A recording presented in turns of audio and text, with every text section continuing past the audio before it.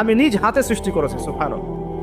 আর সেই মানুষকে তোমরা এমন নির্মম ভাবে কেন মারবে? সারা বিশ্বের দিকে তাকায় দেখেন, এখন প্রত্যেকটা জায়গায় রক্ত ঝরছে কাদের? মুসলিমদের। কাদের? মুসলিমদের। আল্লাহ পাক আমাদেরকে বোঝার তৌফিক দান করুন। আর আল্লাহ পাক কোরআনে কি বলছেন? যদি কোনো মানুষ একজন মানুষের জীবন বাঁচায়, সে যেন পুরো মানব জাতিকে বাঁচালো। এত পছন্দ আল্লাহর কাছে জীবন বাঁচানো। আর কেউ যদি কোনো মানুষকে অন্যায়ভাবে হত্যা করে, সে যেন পুরো মানব জাতিকে হত্যা করলো। আল্লাহ আমাদেরকে হেফাজত করুন।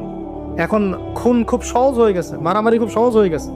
হ্যাঁ, ভাই ভাইকে হত্যা করতেছে, ছেলে বাবাকে হত্যা করতেছে, বোন বোনের সাথে ভাইয়ের দ্বন্দ্ব, ভাই বোন মারামারি, প্রতিবেশী মেয়ে নিয়ে, সম্পত্তি নিয়ে, মাদক নিয়ে, কিশোর গ্যাং নিয়ে, কত কি হচ্ছে। এখন মানুষের জীবন সস্তা হয়ে যাচ্ছে না এখন?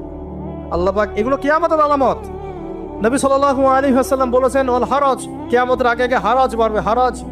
সাহাবীরা বলছেন, মাল হারাজ।